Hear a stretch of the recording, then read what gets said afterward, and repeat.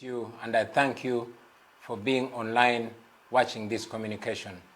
First of all, allow me to remind you that I was supposed to communicate to you on Friday. However, like I updated you, on Friday our network was deliberately slowed down and then finally switched off. Not only the internet network, but also power was switched off. Therefore, I was not able to communicate to you from Magere. And indeed, when updated you, I've been seeing many of your comments advising me not to speak to you from my Magere home because the same thing would happen. And therefore, I heeded to your advice, and today I'm not streaming live from Magere. We decided to move this communication to today, Sunday, for various reasons. But most importantly, because we knew that Museveni is going to speak today. And because he's going to speak today, chances are fewer that the internet will be switched off because he also wants to communicate to the people of Uganda. Imagine where we are, ladies and gentlemen, where we can only time our communication, where we can only speak when Museveni wants people to listen. And therefore, I'm glad to be talking to you today, regardless. Today, I want to talk to you about three things. One, I want to appreciate all of you for the work and all the various things that you've been doing in support of the struggle. I also want to update you on the state of affairs in our country and the state of our struggle. And finally, I want to suggest a way forward. I am glad that I'm able to come to you straight without any glitches. As on Friday, many of you know that along the campaign trail, network jammers were always stationed where we were to make sure we don't stream live to you. And in the same way, network jammers were driven. There's a truck that jams the network that was driven and parked at my Magere home. I'm even informed a few minutes ago that the network around Magere was once again slowed down. I'm glad that we thought before time, and now we are able to talk to you. I want to thank you, fellow Ugandans, very, very much for the support. Thank you very much. Mwebale nyo, mwebale dala banange, eyalama noi, mwebale ino, mwebale irala mwanyala nabi. Thank you very much for the support that you've given to us before, during, and after the elections. Ladies and gentlemen, it is you, fellow Ugandans here in Uganda and in the diaspora, that footed the bills of our posters, that bought the fuel, that fed us, that treated us, that did everything. Even if General Museveni likes to always claim that we are funded by foreigners, but we are funded and supported by you, the common Ugandans, here in Uganda and abroad. I cannot take you for granted. I want you to know that you are the wind beneath our wings. Thank you very much for turning up to vote. Thank you very much for giving me your trust, for voting me, electing me as your president, because I know you voted for me to be your president. And I know that we won. We won according to the declaration forms that we were able to collect, up to 25,000 declaration forms, and those that we could not access, including the ones that were, confiscated from us and from our agents by soldiers and the police. Where we didn't get declaration forms, we relied on those that came from the Electoral Commission, even when we don't trust them. So according to our tally, our finding is that we won with 54.19%. In the face of all the rigging, we are aware, as you watched the military, police officers critiquing all available ballot papers in favor of General Museveni. I already updated you, ladies and gentlemen, that military trucks were moving from one polling station to another, especially in the districts of Western Uganda and Northern Uganda, taking all available ballot papers in favor of General Museveni. Many places were not able to vote in Northern and Western Uganda. At many polling stations, the voters reached, but were told that the election was not taking place. Some were told that they could only vote for their members of parliament and go back home. They could not vote for the president. So in the face of all those irregularities, I am proud that you Ugandans asserted your voices very solidly. And therefore, I am confident to inform you, ladies and gentlemen, that we won. We won this election. Of course, as you know, General Museveni, using the military, police, and all other institutions of state, rigged this election, albeit brainlessly, but they rigged it. We are all aware that the Electoral Commission announced the results before even actually counting. That explains why they every now and then put up contradicting declaration forms trying to justify their rigging. So I thank you, ladies and gentlemen, for turning up and voting, and most importantly, voting for change. I want to thank you for supporting us during the election, but most importantly, supporting us after that election. You are all aware that General Museveni started arresting our people, torturing them so bad. Many have shown up dead, while others are still in hospital, nursing wounds of torture. You, ladies and gentlemen, especially you friends in the diaspora, the US chapter, the European chapter, the friends of Uganda across the world, you have supported us. You have treated the victims of torture. You have treated those that are with grave injuries. And indeed, those that have died, you've supported us. For example, just the day before yesterday, we were laying our comrade Fabian in Arua. You supported the funeral. You supported the transportation of the body. We salute you, ladies and gentlemen. We continue to be motivated by your kindness. And we can only say we won't give up simply because we know that you are there. We also thank you, ladies and gentlemen, for supporting those comrades that are in incarceration.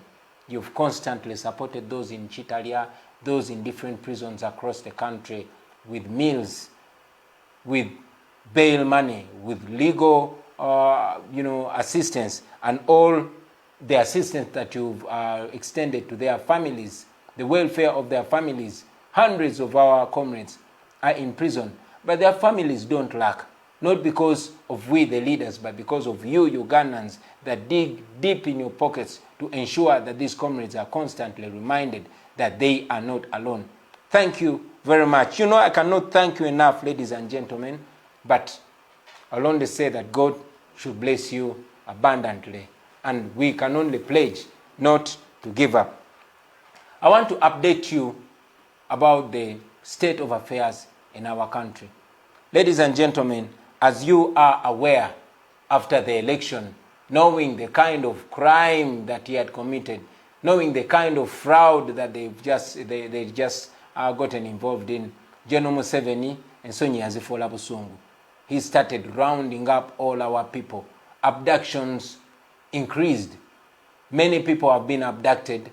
Some have shown up dead, like in Mukono and in northern Uganda, while others have shown up with grave injuries.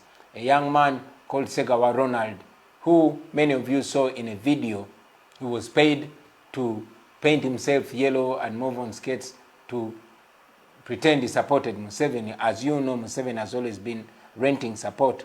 This young man was captured on camera telling the people of Uganda that he is there to make money, but his heart was for change. Segawa was abducted, beaten so bad. 3 of his fingers were cut off. His teeth were removed. He was tortured and dumped for dead. Good Samaritans picked him up, took him to hospital. Like many others, he is still recovering, but he is strong. Not only that, I can only give you a few examples, ladies and gentlemen, but the abductions have increased. More than 600 people have gone missing. Just today, a young man from Nachifuma, famously known as Jimani, was abducted. Nobody knows where he is.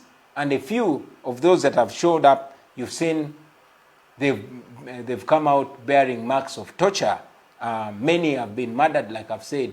The females that have been lucky to resurface, have reported being raped in detention by government security. Others have been tortured so bad that they even fear to speak. We have a newly elected mayor in Buama. He has been missing for a month, but when he and his comrades showed up, they could not dare speak because their close associates tell us that they were gravely intimidated and promised to be murdered if they dared to speak out. However, it's at this note that I want to encourage all of you friends, speak out. Security Speaking out is the only security that you have. I always told you on the campaign trail, and I tell you now, that the camera is our biggest weapon. Dictators fear being exposed. So don't be intimidated.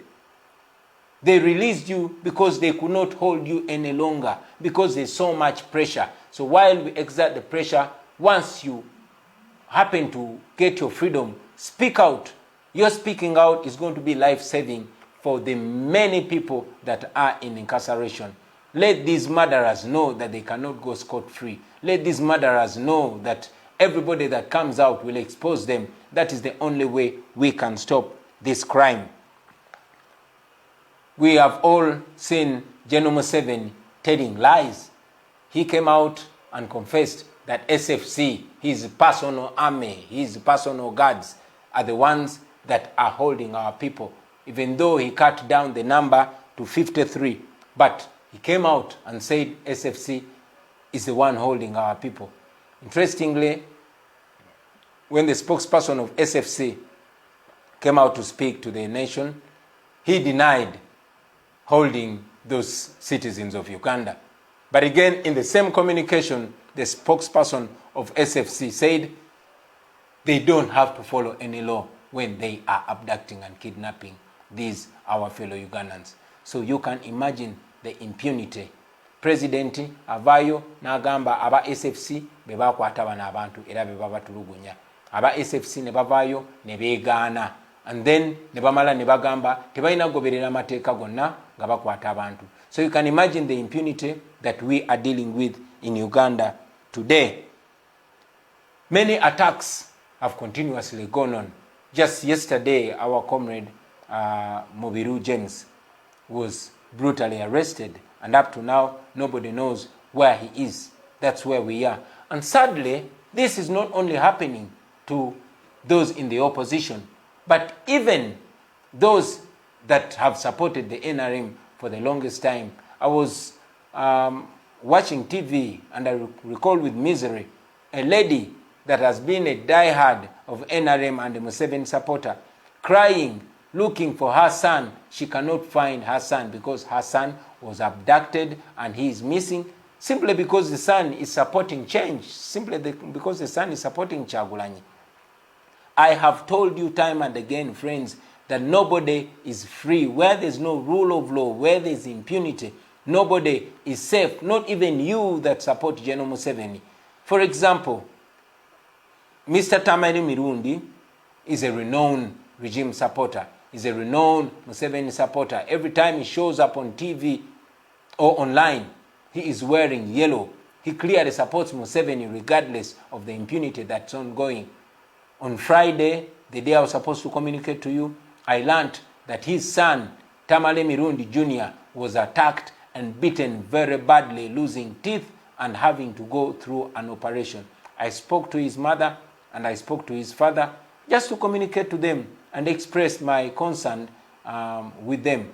But this speaks to many of us. The only cases that we can update you about, the only cases that we can talk about are the popular cases, are the outstanding cases. But these are only an example of the grave, grave human rights abuses that are ongoing in Uganda today. Imagine if the military attacks and tortures and brutalizes children of renowned NRM supporters. What do you think happens to the rest of the country? What do you think happens to the little known young men and women in the ghetto? That is where we are. That is who Museveni really is. We sympathize with you, friends. Tubasasira, tuyimiridde namwe, naye era twagala mumanye mikwano gyaffe ti bye twogerako bikutuuka ku buli muntu. Injustice to one is injustice to all. What affects one directly affects all indirectly. Ekyo kinyigiriza abantu abamu directly, kinyigiriza n'abalala indirectly. Ensonga lwaki namwe bannaffe abagamba nti muwagira Mwami Museveni tetumuwalana ng'omuntu naye tuwalana ebikolobero Museveni byakola. Museveni yavumiriranga Idi Amin, now he's doing 10 times worse than Idi Amin. And that should speak to you. It should speak to all of us.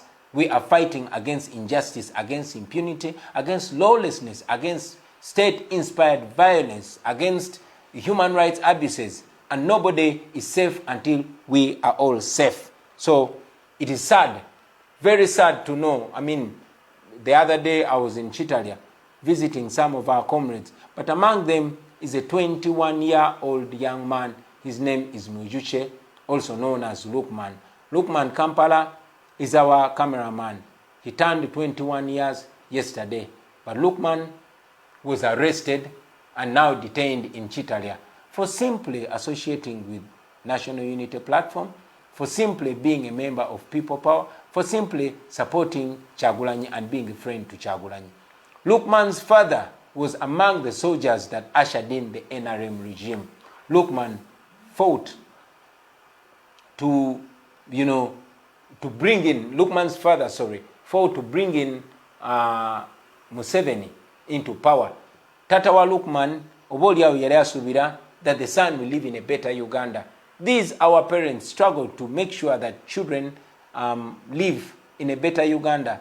But here we are watching Raphael Mwejuche, a son to an NRA Bushiro, who is now in Chitalia, simply because he is exercising his democratic right. That is very sad. Many young men and women have been arrested, rounded up. We have had numerous stories. When I was in Chitalia, I was informed that up to 90% of the inmates in Chitalia government prison are brought in for being associated with NUP. Some of them were arrested on taxi, parks. A taxi comes and the conductor is calling Kampala, Genderao, and they all get in. They drive up to CMI. Why? Because Museveni fears young people. Museveni knows that young people have been betrayed. He has, duped them, and he knows that they are not supporting him. And he fears them because he knows they will assert their right in one way or another. So he's rounding up Nalumanya, Nesalumanya. Many of them are charged for possession of military stores. Many of them have never seen a beret like the one, or never touched a beret like the one I'm wearing. But when they reach there, they are put in a room, made to wear a beret, a picture is taken, and they are detained in Chitalia. That is how sad it is, ladies and gentlemen. Many of our children, our little young brothers and sisters, who are supposed to be returning to school, are actually missing their senior 4 and senior 6 exams. Why? Because they are in prison. Why are they in prison? Simply because they want change, or simply because they are young people. And the old man that is ruling us on gunpoint is scared of young people. Many challenges, friends. We are aware that the economy is in shambles. We are aware of the rampant unemployment. So many businesses have crumbled. Many people have lost their jobs. Why? Because General Museveni wants to keep us in that position. Businesses have suffered, ladies and gentlemen. And yet, many parents, like me here, have to take back their children to school. But the same people that want to take back their children to school actually don't even have what to feed the children because of the conditions that have been created by General Museveni. COVID-19 itself is being used as a political tool, and as if that's not enough, General Museveni has imposed a political curfew. So many of our people survive on border business, but by 7, borders are not allowed to work. As a person that grew up in the ghetto, as a person that always worked at night, there's something called the night economy. the people that rule over us don't know that actually there are millions of people that survive on the night economy. Those who cook tea and food, those who work in entertainment places, those who work in taxi parks at night, those who work through the night, they cannot work anymore. These are people that are expected to survive. These are people that are supposed to pay school fees for children. But unfortunately, their lives were put to a halt. There's no justification. Museveni cannot explain the relationship between curfew and COVID-19, but they continue to impose a curfew on our people, even when it's not justified. Kinono kyabulabe nnyo mikwano gyange. Kyabulabe nnyo okulaba nti abatukulembera tebafaayo. Abannayuganda bangi nnyo ng'emirimu gyabwe gya kiro, nga bo basurvivingira ku night economy, ng'omuntu akozeeko mu ndongo, ng'omuntu akozeeko mu bulamu bw'ekiro, mu taxi ez'ekiro, mu mikolo egy'ekiro. Tumanyi nti bangi abafumba kyayi ku zipaaka, abavuga zibooda ekiro, abavuga taxi ekiro, ng'omu agivuga misana omulala agivuga kiro, booda omu agivuga misana omulala agivuga kiro, n'ebirala ebifaanana bwe bityo. Obulamu bwabwe bwakoma. Lwaki? Kuba Museveni yateekawo kafyu. Tasobola kunnyonnyola nti kafyu egasa bweti mu kulwanyisa obulwadde. During the day, the towns are packed, but at night, simply because he wants to subjugate the people and keep them under stiff control, he has imposed that curfew, and every now and then when he's scared of what would happen, he tightens the curfew. We criticize that in the hardest terms possible. But again, criticizing it is not going to be enough, ladies and gentlemen. In our suggested way forward, maybe we'll suggest a few things, but like I constantly say, it's also upon you, the people of Uganda. It's not only upon the leaders. You are leaders too, so you can also devise solutions.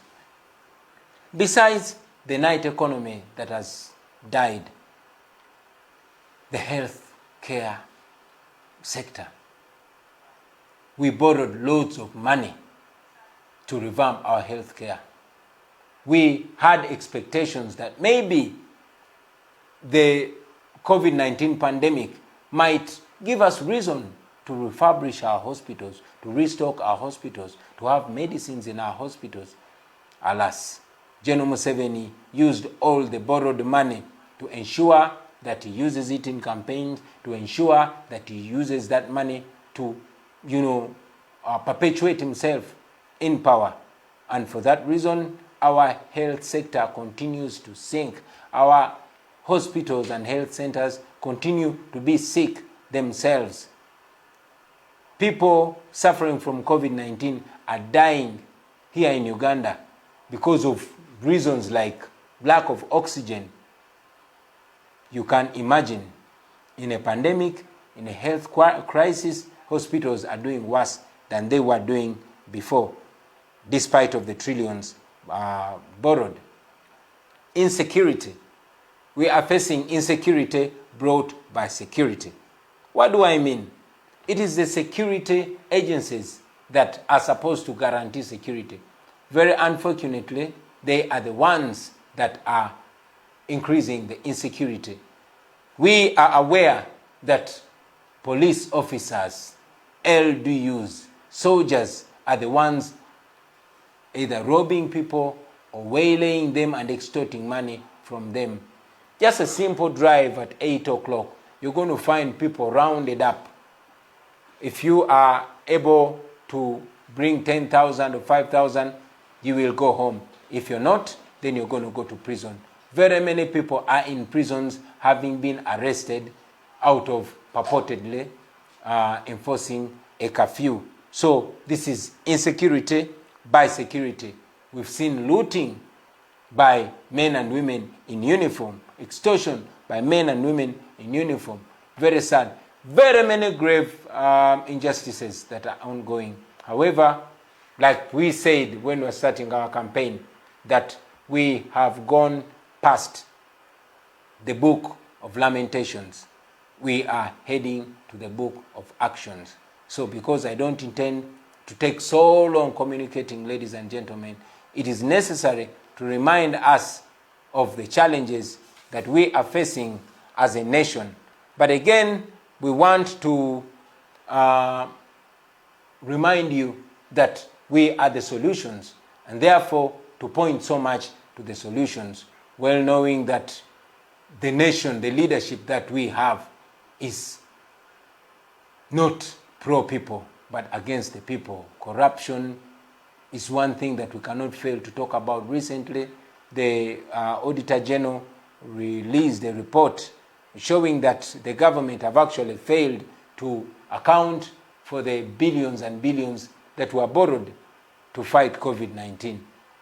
Twewoze billion in a billion, government tesobola kulaga ngeri gye zaafulumiziddwa nenga zaafulumiziddwa. And that is how it has been.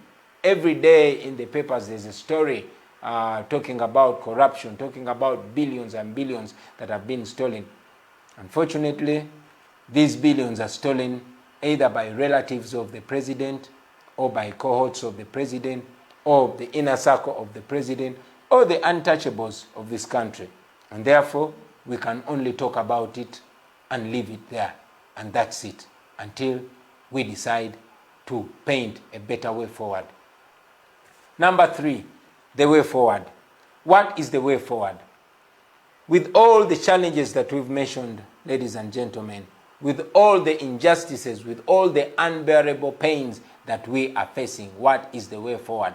First and foremost, we looked at changing leadership, and that is why we went into the election, which election was marred with brutality, with lawlessness, with murder. Hundreds of our people were killed, and looking at the 18th and 19th of November, over 100 shot dead. Nobody held accountable, only for General Museveni to come out chest thumping and congratulating his boys for a job well done. And the killing has continued. We won the election, but we were not announced winners. I was put under house arrest. We petitioned the Supreme Court. You all saw how the Chief Justice conducted himself and his remarks. And that's why I told you that we are bringing back the matter to the court of the people. So what is the way forward? Friends, in the 1980s, we all remember General Museveni saying, and I quote, "What else can one do when a government has closed all ways of peaceful change? What can we do other than resigning to slavery?" He said that before he and his friends took up arms, which led to the death of more than 500,000 people. That was in 1980. There's a book that I've been reading. This book is called Mission to Freedom, Uganda Resistance News. It was written between 1981 and 1985. This book was written by Museveni and his friends. I want to quote from this very book. I will read for you a little bit from page 3. It says, and I read, "The right of rebellion against tyranny has been recognized from the most ancient of times to the present day by men of all creeds, ideas, and doctrines. It is part and parcel of the notion of political liberty. It transcends any narrow laws enacted by petty dictators and despots." The right to rebellion transcends any laws enacted by petty dictators and despots, just like Museveni. He goes on to say, "The right to rebel against tyranny was at the very root of the American War of Independence against the British imperialism. It was at the root of the French Revolution against divine right and monarchical despotism. It was at the root of many successful anti-colonial wars in countries here in Africa and elsewhere. For example, Algeria, Kenya, Zimbabwe, Mozambique, Guinea-Bissau, Angola, and others. Even the normally imperturbable Britons found occasion to invoke this right on a number of occasions. Once at Rudumaid, to force King John to sign the Magna Carta, and on other occasions to depose crowned kings like James II and Charles. This golden right was aptly defined by the American Declaration of Independence signed on July 4th, 1776 in Philadelphia. Museveni goes on to say, he goes on to quote the Declaration of the American Declaration of Independence, and that was in 1776. It says, "We hold these truths to be self-evident, that all men are created equal, that they are endowed by their Creator with certain inalienable rights, that among these are the right to life, to liberty, and the pursuit of happiness.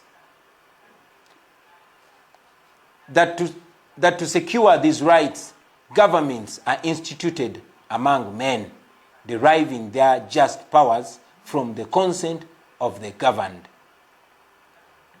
That whenever any form of government becomes destructive to these ends, it is the right of the people to alter, abolish it, and to institute a new government, laying its foundation on such principles and organizing its powers in such form as to them shall seem most likely to effect their safety and happiness."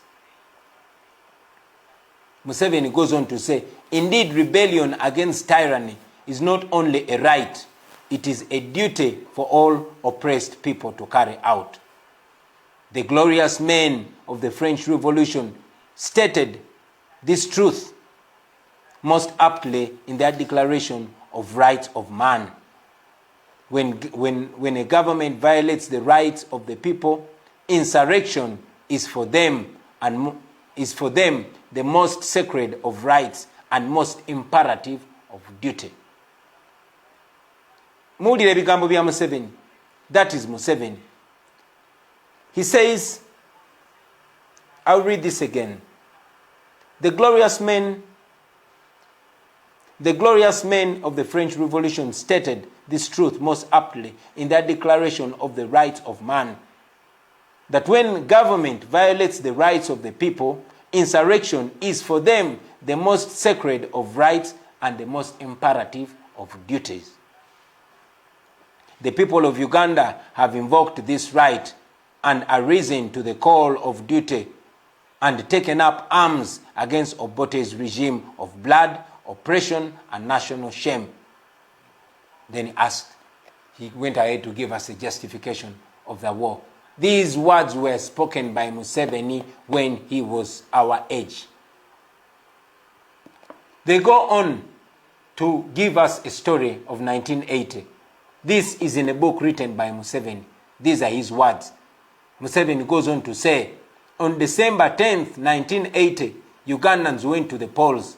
By late afternoon on December 11th, it was clear that UPC and Obote were heading for a resounding defeat, in spite of all the rigging that they had done at earlier stages of registration of voters, nomination of candidates, demarcation of electoral boundaries, etc. The UPC was seized with panic. Paulo Muwanga, at the time Obote's proxy as head of government, took over the powers of the Electoral Commission, and by his decree of December 11th, 1980, the decree stopped the returning officers and the Electoral Commission itself from declaring any results unless such results were personally approved by Muwanga. The decree further directed that all returning officers should not submit their constituency results to the Electoral Commission, but to himself, Paulo Muwanga, Obote's man at the time. A record fine of 70,000 in 1980, that was more than 200 million today. That was the fine imposed by Muwanga for anybody who did not comply with the decree. At a secret meeting throughout the night of December 11th, Obote and Muwanga proceeded to allocate seats to their party cohorts, even those that had not even gotten 10% of the votes. The following day of 12th December 1980, using their control of the national radio, the army, the police, and other state machinery, and backed by the government of Tanzania, Obote and Muwanga announced their coup. One became the president, the other became the vice president and minister for defense. Once again, a minority and unpopular clique was imposed on the people of Uganda, leaving them with no option but to take up arms in defense of the democratic rights. Those are words of Yoweri Museveni in 1980 up to 1985. Do you find any similarity to today? If you only remove the name Obote and put the name Museveni, if you only remove the name Paulo Muwanga and put a name of Byabakama, you will find that this whole writing becomes fresh again. Fellow Ugandans, we are back to that same point 40 years later. 40 years later, after losing more than 500,000 of our mothers and fathers, we are back to the same place. The same thing, and even worse, is happening today in our generation. So, what is the way forward?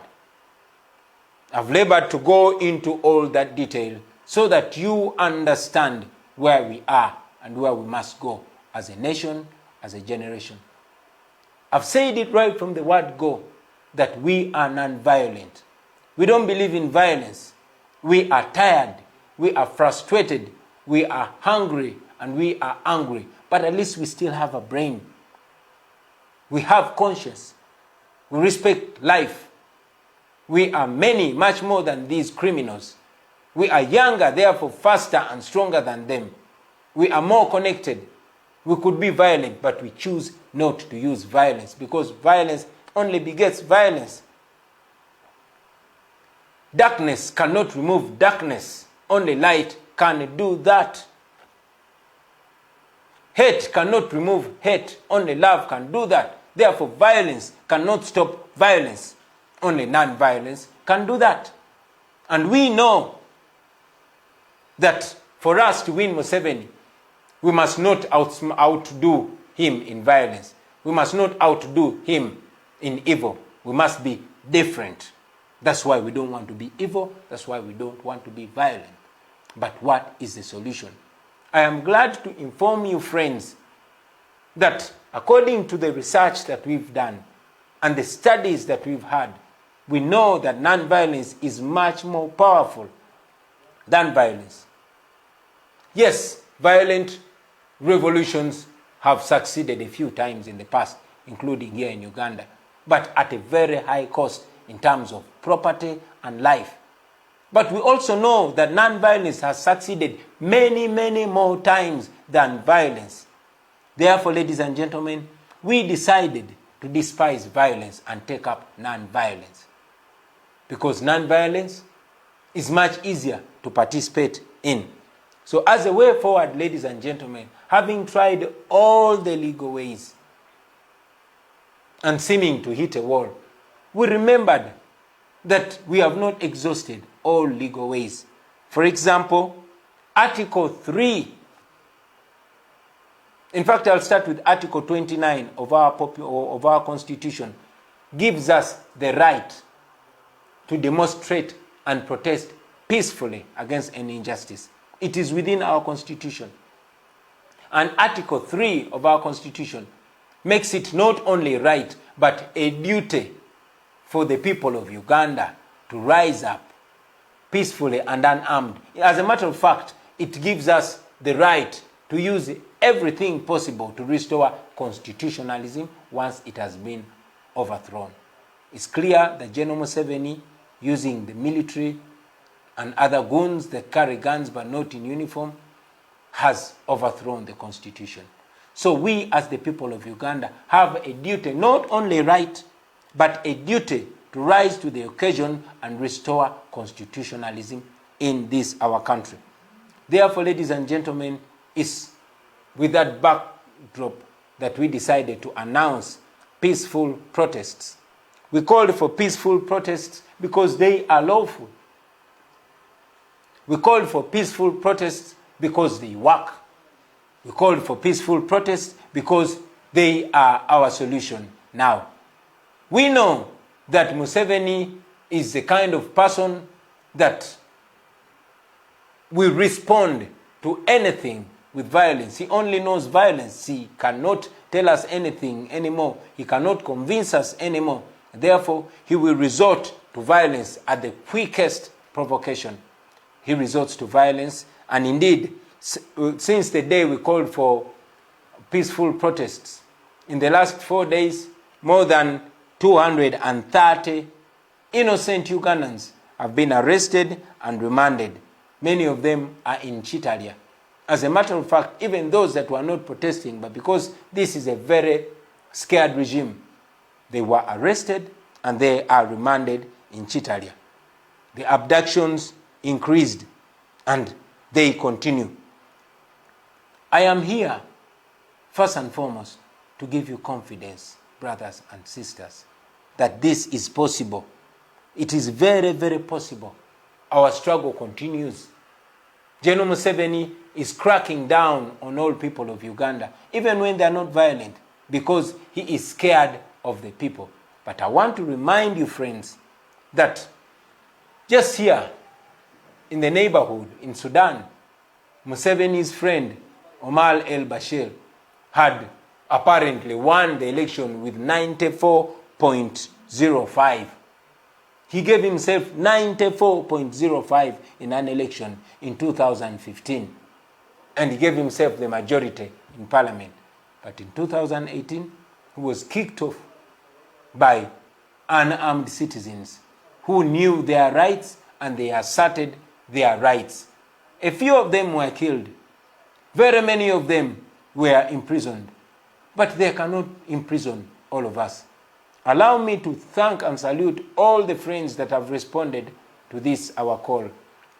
We've seen Ugandans protesting. I saw some led by Honorable Nyeko Derrick protesting peacefully, kneeling down and showing their dissatisfaction. I saw others in Kawempe. I saw many in Gulu and some in Jinja and in various places that I have not yet seen. I thank you, ladies and gentlemen. I know it is tough, but we might begin small, but with consistency, we will be there. We should remind ourselves that consistency breaks resistance. So let us insist, well knowing that what we're doing is legal, what we're doing is right. I want to remind you that it is not going to be one day or one way. No. Bino tebigenda kubeera bya lunaku lumu oba bya ngeri emu. It might take longer, it might take a week, a month, or even several months. But if we insist, they cannot arrest all of us. Amakomera gaffe tegasobola tumalayo, tegasobola tujja kugajjulamu bazzaako ekyekirala. Because tetulina musango, tetulina tteeka litumenye. For as long as you know that you have not broken any law, we must be proud to suffer for what's right, to stand together, to protest together, to go to jail together, and to win together, because we will certainly win. We know that. You should know that. So be motivated, be encouraged, ladies and gentlemen. Keep going. Like I said, it might not take one day or one form of protest. So take it upon yourselves. Devise means of protesting. I encourage those that have been intimidated so much, because it's true, the police and military has been deployed everywhere to just brutalize anybody that dares to speak out. But friends, these people cannot be on our streets forever. No. I know that Museveni, because he cannot pay these security operatives that he deploys on the streets, probably that's why he condones the extortion that they're carrying out on the innocent citizens. Why? Because to him, they're paying themselves regardless of the insecurity and the inconvenience that they're causing to the people. But persist, friends. Keep going. Do not give up. We can do this, and we are going to do it. Let us find various ways of protesting, and we should go on to protest. Now, it's at this note, friends, that I want to note this very, very important issue, and that is the issue of discipline. Discipline. Discipline, friends. A revolution without discipline is dead at birth. A revolution without discipline is going to be very quickly vulgarized. We must be disciplined so that people join us. We must be disciplined so that we can distinguish ourselves as the ones who are right, while our detractors are wrong. We must exercise discipline so that we even encourage people to join us, so that we let people trust us. We must be disciplined. I want to discourage the business of maligning leaders, of calling out leaders, of some of our colleagues using social media to blackmail their colleagues. That is not what we are here for. We know that there are challenges everywhere. What one person has not done, you can do. The blackmail and constant calling out and constant, falsehoods that are training on social media, they do not help our revolution. They only help the dictator. And that is what the dictator wants. So I discourage that. I don't support it, and it must stop. Kachino kanchogere ne mu Uganda mikwano jange. Ekigambo kya discipline. Ndabe bangi nnyo ku bannaffe ng'ate tebava naddala ku social media nga bamalininga nga basaaba ate bannaabwe be bali mu struggle y'emu. Tekina kye kitwongerako okudda ku social media n'oyogerera ba freedom fighter banno. Munno kyalemeddwa okukola gw'osobola okikola. Ekyokudda okusojjagana n'okwogereranga n'ebifuukule amafuukule tekitwongerako, wabula kyongerako dictator. As a matter of fact, dictator akikozesa nnyo okuteekawo olwatika muffe, okutwawulayawula, okuteekawo obuteesigangana, to create doubt amongst the forces of change. Tekina kye kikwongerako gw'okudda ku social media n'okolokota ate bakulembeze banno. I've been seeing it and I don't like it. Ekyo njagala kikome embagirawo. Tetusobola kubanga tulwanyisa nakyemalira, tetusobola kubanga tulwanyisa omuntu abawamba abantu baffe, atta abantu baffe, ate amaanyi ge twandikozesezza okulwanirira bannaffe abawambibwa, abali mu kutulugunyizibwa essaawa zino, abali mu kulaayibwa, abakyala abali mu kukwatibwa, ate amaanyi ago ne tugawoza ti agamu tulwanyisiganye, buli tulwanyise bannaffe. Manyi nti abakulembeze bangi nnyo abatannasobola kukola kye balina kukola olw'embeera gye tulimu. Naye oli kyalemeddwa okukola, either mutuukirire oyogere naye personally oba gwe okikole. Abantu abatulaba eyo bagwamu nnyo amaanyi nga balaba tuzze mu kusojjagana. Ekyo kiremesezza nnyo bannayuganda okwenunula okumala ebbanga ddene, kitukuumidde mu busibe. So njagala kikome embagirawo, because it does not do us any good. It just divides us, it weakens us, it discourages us. It discourages the leaders. It discourages everybody. While I call upon leaders to give leadership to their people. But let us do that with respect. We've always said that we shall see and judge people by their actions. Abantu tubalabirenga ku bikolwa byabwe. Naye twewale ebigambo ebitematemamu bannaffe oba ebinafuya bannaffe. Oli bw'aba n'obunafu tumutuukirire nga ye, kuba tuli bakulembeze era abantu batwesiga. I want to request you comrades to focus. There's going to be a lot of diversion. A lot of diversion.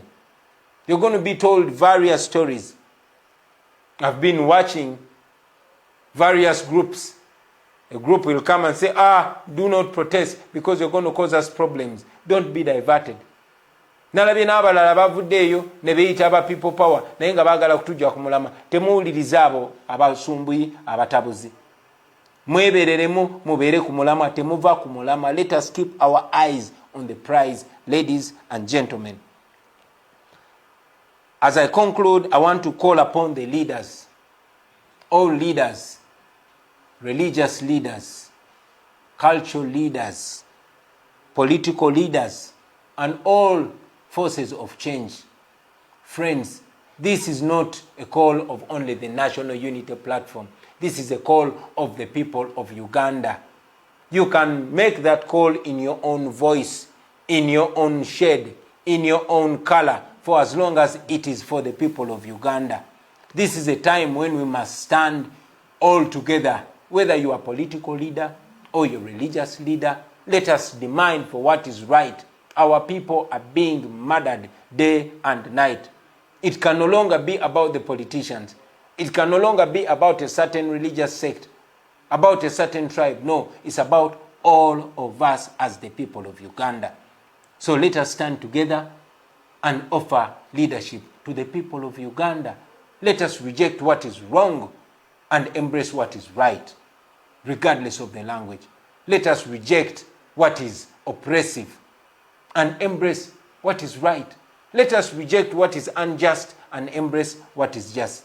To all the leaders, it would be the best experience for the people of Uganda if we can all speak in one voice, with one voice. We don't have to stand on the same podium to say this, but the people know when you speak for them and when you speak not for them. So kindly embrace the call. All leaders, make the same call. Let us have our people stand up and liberate themselves. I encourage all of us to use social media, knowing that it is hard for such a message of freedom to be permitted on TV or radio. But let us use social media because it's very powerful, and all other means of communication. I want to encourage you not to give up, ladies and gentlemen. We have come from far. We have gained a lot of victories. We are glad that as we stand here, the people of Uganda are all aware and awake. It has never been the way it is. From the educated to the uneducated, the young, the old, the men, the women, the rich, the poor, all tribes, all religions, we all know what is right. So we should celebrate that as we move on. Let us not give up. We shall certainly win. We shall certainly get our freedom. Do not give up, ladies and gentlemen. Many are in prison. Many are dead. Many are in hospital. But let us remember that these people, including the ones that have paid the ultimate price, have done this to liberate us. For us who still can, let us keep soldiering on. Let us keep moving. Let us keep doing what is right. After all, the entire world is standing with us. After all, we are on the right side of history, on the right side of the law, on the right side of morality. The law is with us. The people of Uganda are with us, and God is with us. So don't give up. A luta continua. As for me, I will be back.